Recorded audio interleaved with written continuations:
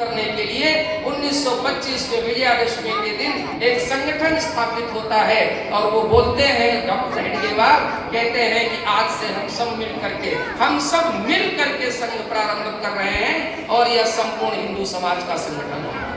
संपूर्ण हिंदू समाज यानी कोई भी व्यक्ति उसमें कोई बड़ा छोटा अमीर गरीब गोरा काला भाषा मत पंथ संप्रदाय भेद यदि जो भी रहने वाला इस देश का रहने वाला भारत माता की मिट्टी से जिसको अनुराग है प्रेम है, जो इस देश की धरती को अपना माँ मानता है, जो भी इस देश के रहने वाले पूर्वजों को अपना आदर्श मानता है, उनके प्रति श्रद्धा विश्वास और आस्था प्रकट करता है, वह सब मूल हिंदू समाज है।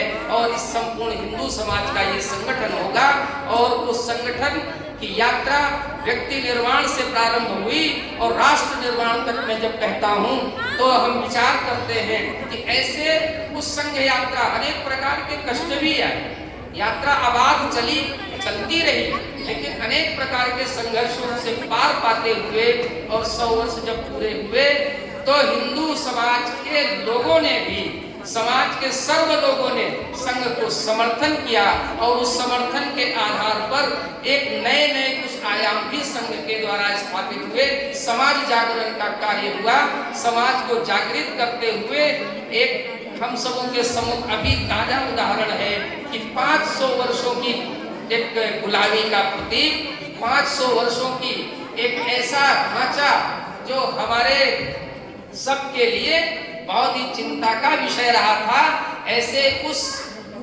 अयोध्या के रामलला का वह जन्मभूमि का ढांचा और उसको एक आह्वान पर, सत्संग के एक आह्वान पर सर्व समाज के लोगों ने मिलकर के 6 दिसंबर 1992 में उसका अस्तित्व मिटा दिया था। और आज की तारीख में उसी आह्वान से, उसी आस्था और विश्वास श्रद्धा के कारण से आज वो वहाँ भव्य राम मंदिर का निर्माण भी हो चुका है, रामलला वहाँ विराजमान है। एक आह्वान पर जब अमरनाथ श्राइन बोर्ड के ऊपर और वहाँ की सरकारों ने इस प्रकार का कुछ षड्यंत्र रचाया गया तो एक आह्वान पर 4 घंटे के लिए पूरे देश ने, समाज के लोगों ने संघ के आह्वान पर चक्का जाम कर दिया। एक समय ऐसा आया जब श्री राम लला के ऊपर ही भगवान श्री राम के अस्तित्व पर तत्कालीन सरकार ने और उनके अस्तित्व पर प्रश्न चिन्ह लगा दिया था। सुप्रीम कोर्ट ने एक शपथ पत्र दिया कि राम तो काल्पनिक है, उनके द्वारा बनाया गया राम सेतु जिसे नासा ने प्रमाणित किया हुआ था उसको भी उन्होंने तोड़ने के लिए प्रस्ताव पारित करना चाहा था। उस समय संघ के आह्वान पर संपूर्ण समाज ने जो संघर्ष किया, सरकार को कदम पीछे हटाने पड़े। इस प्रकार से अनेक संघ हिंदू समाज के जागरण के कार्य, हिंदू समाज की सब प्रकार की उनके वैभव को संपन्न करने के लिए भारत माता की जय जयकार पूरी दुनिया के अंदर गुंजरित हो, इसके सत प्रयासों में लगा हुआ। और केवल इतना ही नहीं तो भारत की सर्वांगीण उन्नति करने के लिए, भारत का सर्वांगीण विकास करने के लिए अनेक प्रकार से अनेक संगठनों के द्वारा पूरे देश के अंदर काम शुरू किया गया। विद्यार्थियों के क्षेत्र में अखिल भारतीय विद्यार्थी परिषद, किसानों के क्षेत्र में अखिल भारतीय किसान संघ और अनेक प्रकार के मजदूरों के क्षेत्र में अखिल भारतीय मजदूर संघ, सब प्रकार के ग्राहकों के बीच में ग्राहक पंचायत, पूर्व सैनिक कल्याण परिषद, विद्यालयों के क्षेत्र में विद्या भारती, अनेक संगठन, लगभग 45 संगठन इस समय और संघ के विविध आयामों को पूरा करते हुए राष्ट्र निर्माण में अपनी भूमिका निभा रहे हैं। इस प्रकार की संघ की 100 वर्ष की यात्रा पूरी होती है, लेकिन ऋग्वेद में एक मंत्र आता है, पश्येम शरदः शतम्, जीवेम शरदः शतम्, शृण्वाम शरदः शतम्, प्रब्रवाम शरदः शतम्, अदीनाः स्याम शरदः शतम्, भूयश्च शरदः शतम्। हम 100 वर्ष परमात्मा से प्रार्थना करते हैं कि हम 100 वर्ष तक, भाई साहब कह रहे थे कि आने वाली शताब्दी पता नहीं हम लोग देख पाएंगे कि नहीं देख पाएंगे। तो अतुल जी, यह हिंदू समाज है, हिंदू संस्कृति, हिंदू परंपरा में हम केवल 100 वर्ष की कामना नहीं करते। हमारे यहाँ तो हमने कहा ईसावासी में पहला मंत्र है और यजुर्वेद के 40वें अध्याय का पहला मंत्र है कि नहीं, दूसरा मंत्र कुर्वन्नेवेह कर्माणि जिजीविषेक्षतम समा एवं तो इनाने तो अस्ति ना कर्म लिप्यते नरे। हम एक निस्वार्थ भाव से कर्म करते हुए 100 वर्ष तक जीने की कल्पना करते हैं, लेकिन यहाँ कहा गया भूयश्च श्रद्धा सदा, इसके बाद भी 100 वर्ष तक जीने की कल्पना करते हैं। और हमारे ऋषि मुनियों ने अनेक 200 300 वर्षों तक जीने की और जिजीविषा दिखाते हुए जीवन जिया है। तो इसलिए लेकिन संघ ने भी अपनी 100 वर्ष की इस यात्रा को पूरा करने के बाद उसी जिजीविषा के साथ आगामी आने वाले 100 वर्षों के लिए भी कुछ योजनाएं बनाई हैं। और वो योजना चूंकि समाज आज संघ का संपूर्ण प्रकार सब प्रकार से समर्थन और सहयोगी भाव से लग पड़ा है, चल पड़ा है एक ऐसे मार्ग के ऊपर, तो संघ अपेक्षा करता है हम सबसे व्यक्तिगत नाते से भी और समाज के नाते से भी कुछ कार्य व्यक्तिगत करने हैं, समाज को सामूहिक रूप से करने हैं। वे 5 काम संघ ने बीड़ा उठाया कि हम सबको करना है और इसके आधार पर ही हम राष्ट्र की सर्वांगीण उन्नति करेंगे। तो पहला काम उन्होंने कहा कि अपने परिवार को ठीक प्रकार से लेकर के चलना चाहिए, कुटुंब प्रबोधन परिवार परंपरा को जीवित रखना चाहिए। आज इसका ह्रास हो रहा है। परिवार परंपरा पर अगर हम बात करते हैं तो उसकी परिकल्पना में आज आता है हम 2 और हमारे 2, बस इतना सा ही परिवार। ये हमारी परिकल्पना नहीं थी। हमने तो परिवार परिकल्पना में यहाँ अभी एक बैनर लगा हुआ है सामने, अयम निजः परो वेति गणना लघु चेतसाम उदार चरिता नाम तु वसुधैव कुटुंबकम। ये मेरा, ये पराया, ये सोच बहुत छोटे विचार वालों का है, छोटी बुद्धि क्षुद्र बुद्धि वालों का है, छोटे हृदय वालों का है। विशाल हृदय वालों को, विशाल मन वालों के लिए तो पूरी वसुधा ही कुटुंब है, पूरी वसुधा परिवार है। और इसको हमने केवल कहा नहीं, इसको हमने जिया है।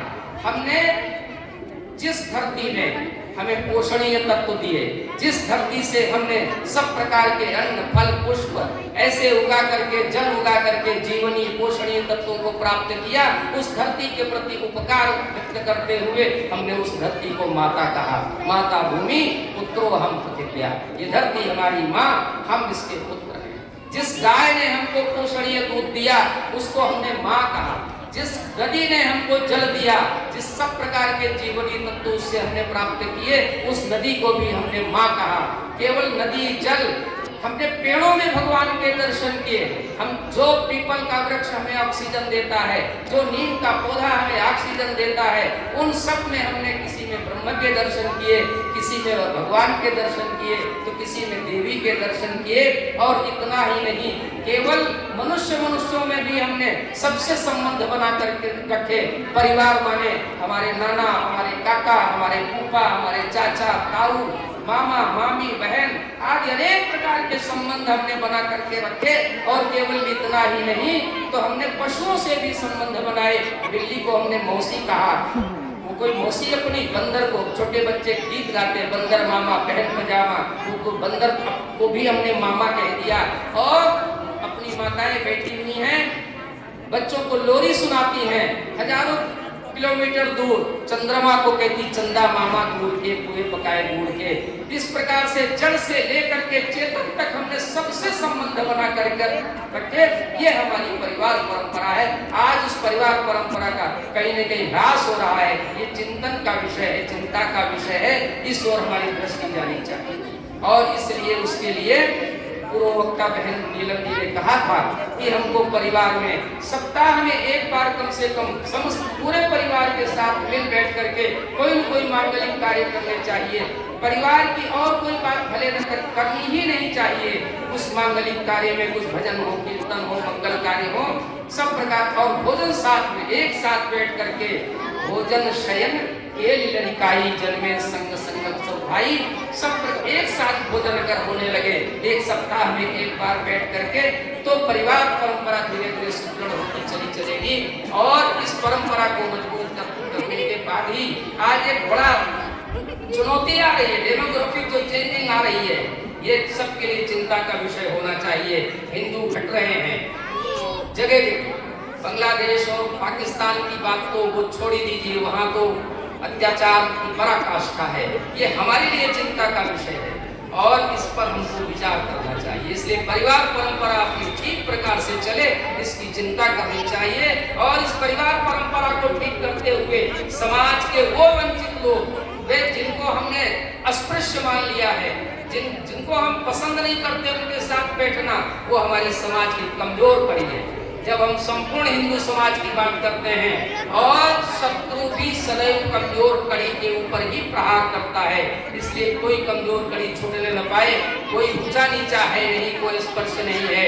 अपने तृतीय सरसंघ चालक कहते थे, दुनिया में अगर स्पर्शता पाप नहीं है तो कुछ भी पाप नहीं है। और शास्त्रों में भी तो ऐसा है नहीं अपने यहाँ। शास्त्रों में हमने सबको बराबर देखा है। सिया राम में सब जग जानी, ईश्वर अंश जीव अविनाशी, ईशावास्यमिदं सर्वं यत्किंच जगत्याम जगत। यह सब कुछ सम्यक परमात्मा का ही दर्शन होता है और इसलिए इस भाव को लेकर के जब चलेंगे तो सामाजिक समरसता इसका और ही नहीं। हमारे रामचरितमानस में भगवान श्री राम कई बार कहते हैं, जाति पाति धन धर्म बड़ाई, धन जन परिजन गुण चतुराई, कह रघुपति सुन भामिनी बाता, मानव एक गति करनाता।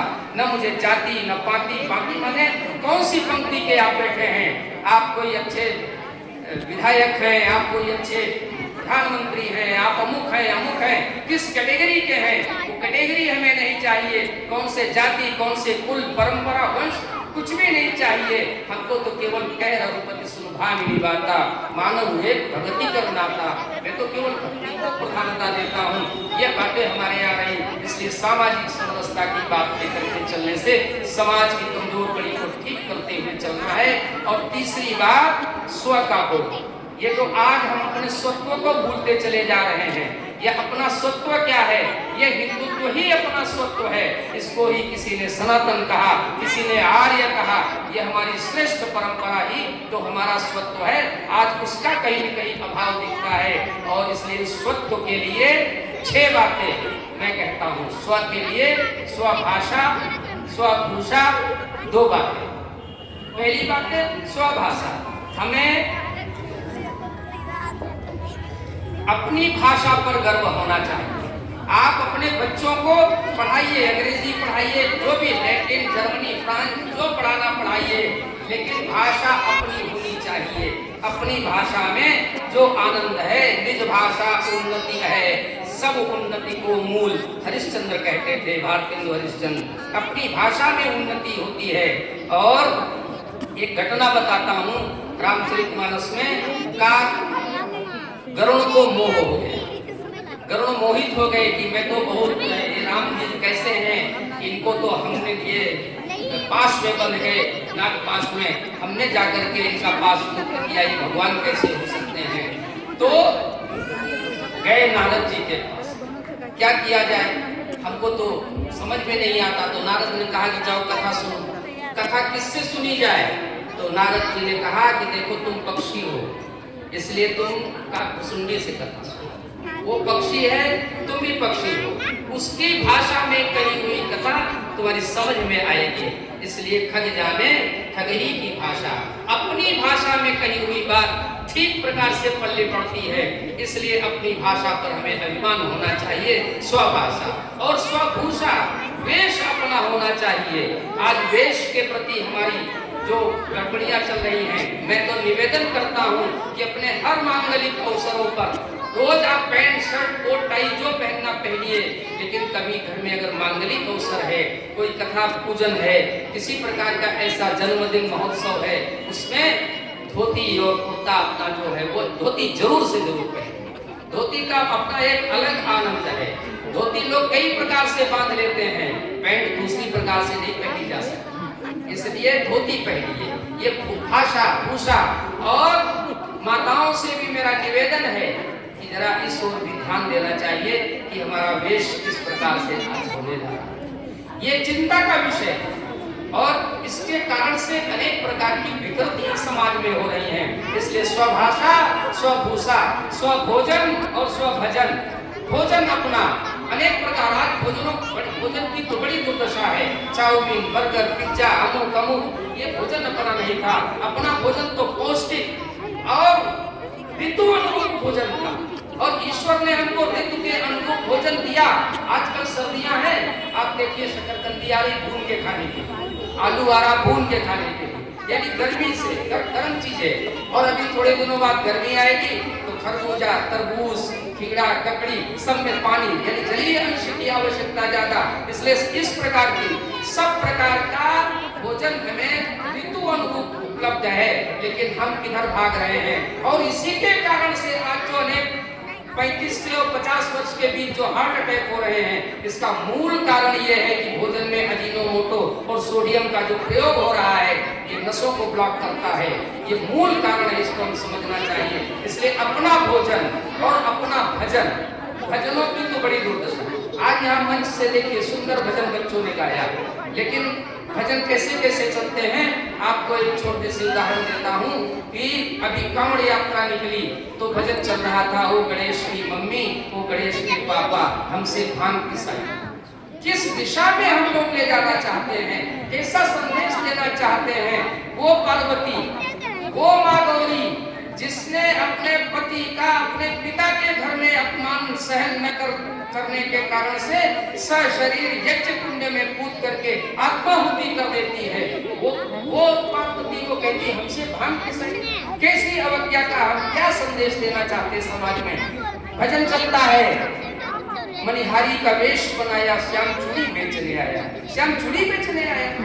क्या संदेश हम श्याम का क्या चरित्र प्रस्तुत करना चाहते हैं। अरे श्याम का आगमन इसलिए होता है, भगवत गीता के प्रकांड विद्वान बैठे हैं, गीता में कहते हैं भगवान श्री कृष्ण यदा यदा हि धर्मस्य, आने का कारण बताते हैं, यदा यदा हि धर्मस्य ग्लानिर्भवति भारत अभ्युत्थानम धर्मस्य तदात्मानं सृजाम्यहम् परित्राणाय साधूनां विनाशाय च दुष्कृताम् धर्म संस्थापनार्थाय संभवामि युगे। इसलिए श्याम यहाँ आया था, धर्म की संस्थापना के लिए, दुष्टों के विनाश के लिए और सज्जन शक्ति के उत्थान के लिए श्याम आया था, चूड़ी बेचने नहीं आया। किस दिशा में साहित्य जा रहा है कि विचार करने के लिए स्वभोजन, इसलिए स्वभोजन और स्वभजन होना चाहिए। और पांचवी और छठी बात यह कि स्वभवन और स्वभ्रमण। आज भवन हम मल्टी स्टोरी बना रहे हैं, जो भी बना रहे, लेकिन घरों से पूजा घर गायब है, घरों में तुलसी गायब है। ये हमारी संस्कृति के मूल रूप है। पूजा घर केवल पूजा कर्मकांड का स्थान नहीं, अपितु वो संस्कार देने की एक संस्था है। वहाँ हम जब खड़े होते हैं अपने बच्चों के साथ, वहाँ कोई भजन करते हैं, कीर्तन करते हैं, आरती गाते हैं, और जब हम सुनाते हैं प्रातःकाल उठे रघुनाथा माता पिता गुरु ना वही माथा, तो बच्चों में संस्कार पड़ता है, माता पिता के प्रति उनके हृदय में श्रद्धा जगती है। वो एक संस्कार जो नीचे बचपन से पड़ता वो ऊपर तक जाता है। हमारे भवन में जो ड्राइंग रूम्स हैं, वहाँ महापुरुषों के चित्र गायब हो रहे हैं। वहाँ हम चित्र कहीं शाहरुख खान और अनेक फिल्म में एक्टर या ब्रूस ली आदि के लगाते हैं। आज हमारे ड्राइंग रूम से गुरु गोविंद सिंह, अहिल्याबाई होलकर, बाबा साहब भीमराव अम्बेडकर, गौतम बुद्ध, अनेक जो महापुरुषों की एक बड़ी श्रृंखला, लाखों करोड़ों गिनते गिनते आप थक जाएंगे, ऐसे महापुरुषों के चित्र हमारे घरों में होना चाहिए। क्योंकि जब चित्र लगे होंगे, आपका बेटा बेटी पूछेगा बाबा जी, पिताजी, मामा जी ये किसका चित्र है, आप उसके चित्र के आधार पर उस महापुरुष का चरित्र जब बखान करते हैं, बच्चे में संस्कार पड़ता है। इस प्रकार से हमारे घरों में भवन ऐसा होना चाहिए और भ्रमण हमारा होना चाहिए कैसा, किसी पिकनिक स्पॉट पर जाने की बजाय हमें ऐसे स्थलों पर जाना चाहिए जहां बच्चे के मन में, हमारे लोगों के मनों में संस्कार पड़े। मीनाक्षीपुरम का सुंदर वो मंदिर देखिए, अथवा कि कोणार्क का सूर्य मंदिर देखिए, जहां सूर्य के प्रकाश से बनी हुई जो रथ के चक्र के पहिए से एक्यूरेट टाइम जो आपकी हजारों रुपए की ये घड़ी बताती, उससे कहीं एक्यूरेट टाइम वो बताने वाला आप लेकर के जाएं, तो बच्चा देखेगा कि हमारे देश का विज्ञान हमारे देश की टेक्नोलॉजी कितनी उन्नत थी, ये प्रभाव उसके ऊपर पड़ने वाला है। आप कभी जाइए बॉर्डर पर, बाघा बॉर्डर पर, यहाँ से कारगिल युद्ध हुआ था, हमारे सैनिकों ने और दुश्मनों को मुंह की चटाई थी, और इसलिए उनके अंदर शौर्य का भावना, शौर्य की भाव प्रकट होगा। ऐसी जगह भ्रमण होना चाहिए। ये 6 बातें स्वयं की। और 5वीं चौथी बात यह है कि अपना पर्यावरण ठीक करते चलना चाहिए। आज पेड़ों का जिस प्रकार अंधाधुंध कटान, और घरों में ये छोटे छोटे गमलों में जो हम पौधे लगा रहे हैं, बड़े बड़े घरों में, तो मैं तो एक जगह गया, एक बहुत बड़े अधिकारी है, मेरे मित्र हैं, उन्होंने पीपल का पेड़ दिखाया गमले में लगा हुआ। हमने कहा भाई साहब ये क्या? बोले कुछ नहीं, वो वट सावित्री के पूजन में महिलाएं इसमें धागा लपेट करके हमारी घर की पूजन करती। हमने कहा भाई साहब आप तो बहुत बड़े हैं, बहुत सा आपके पास खेत है, ये सब कुछ है, आप चाहे तो मोटे मोटे पेड़ लगाइए, क्यों? इन गमलों का, आप हिंदू हैं और हिंदू का अंतिम संस्कार काहे संस्कार से, लकड़ी से होता है। ये आम्रपाली और छोटे छोटे पेड़ों से आपके दाह संस्कार नहीं होंगे जब तक मोटे पेड़ नहीं होंगे, लकड़ी नहीं होगी। इसलिए पेड़ लगाइए, पर्यावरण बचाइए। और ये तो बड़ी बात है, हमको तय करना चाहिए कि प्लास्टिक का उपयोग कम से कम करें, ना करें, आवश्यकता लगे तो ही करें, बचाइए। धरती को ग्लोबल वार्मिंग से बचाने की आज एक चुनौती है, और हमारा हिंदू धर्म, हिंदू संस्कृति तो पर्यावरण के प्रति बहुत ही चिंतित थी, और इसलिए हमने पेड़ों में भी भगवान के दर्शन किए, मैंने पहले कहा था। इसलिए पर्यावरण को ठीक करते चलना। और 5वीं बात, हम लोग अधिकारों की बात तो सब करते हैं, जेएनयू से नारे लगते हैं, लेके रहेंगे आजादी, लेके रहेंगे आजादी, लेकिन कभी कर्तव्यों की बात कहीं से नहीं निकल कर आती। हमारा कर्तव्य क्या है? छोटी छोटी बातें अभी बहन बता रही थी मेरी, कि हेलमेट लगाना आवश्यक है, लेकिन नहीं लगाएंगे। अनेक लोगों तो हमने देखा कि वो मोटरसाइकिल, बाइक की टंकी के ऊपर रख करके चलते हैं। क्यों चलते हैं? पूछा तो भाई साहब आगे पुलिस वाले खड़े हैं, हम चालान न कर दे इसके डर के। ये अपना ये डर के मारे हेलमेट आप रख के टंकी पे चलते हैं। सड़क के बाईं ओर ही चलना चाहिए। राम राज्य की परिकल्पना में चले स्वधर्म निरत श्रुति नीति माने होता यही होता है कि सब अपने अपने कर्तव्य का पालन करते थे। इन छोटी छोटी बातों को लेकर के एक बड़े परिवर्तन की परिकल्पना राष्ट्रीय स्वयंसेवक संघ के संस्थापक और आज के पूजनीय सरसंघ चालक जी इस परिकल्पना को लेकर के चल रहे हैं। इस हिंदू समाज से मेरा आह्वान है कि इन 5 परिवर्तनों के साथ जो समाज परिवर्तन की परिकल्पना की गई है, इस पर अगर हम ठीक प्रकार से आचरण और इस पर अमल करते चले तो निश्चित रूप से वो सपना सिद्ध होगा कि जो स्वामी विवेकानंद ने कभी देखा था, कभी डॉक्टर हेडगेवार ने देखा था कि परम वैभवम नेतु मेतत् स्वराष्ट्रम। स्वामी विवेकानंद कहते हैं मैं भविष्य में नहीं देखता, नहीं देखने की कोई मेरी चाह है, किंतु एक दृश्य मैं अपने मनश्चक्षुओं के समक्ष अवश्य देख रहा हूँ कि अपनी यह युगों पुरानी भारत माता फिर से अंगड़ाई लेकर के उठ खड़ी हुई है। अतः उठो और उसके भव्य सिंहासन पर विराजमान करने के लिए कृत संकल्प हो जाओ। ये आकांक्षा, ये आवेश हम सब के हृदयों में विराजमान रहे। इसी शब्दों के साथ आप सबों ने बड़े मनोयोग पूर्वक, धैर्य पूर्वक अपने बड़े ही बहुमूल्य समय में से समय निकाल करके यहाँ पधार करके मेरे को सुना है। हम आपका हृदय से आभार ज्ञापित करते हैं। और अंत में 4 पंक्तियां मुझे पंडित अटल बिहारी वाजपेयी की याद आ रही हैं, बहुत प्रिय है। इस अवसर पर मैं कहकर के अपनी बात को पूर्ण करना चाहता हूँ। उन्होंने कहा था कि शुद्ध हृदय की प्याली में विश्वास दीप निष्कंप जलाकर कोटि कोटि पग चले जा रहे, तिल तिल जीवन गला गला कर, जब तक लक्ष्य न पूरा होगा अपने पग की गति न रुकेगी। आज कहे चाहे जो दुनिया, कल को झुके बिना न रहेगी। भारत माता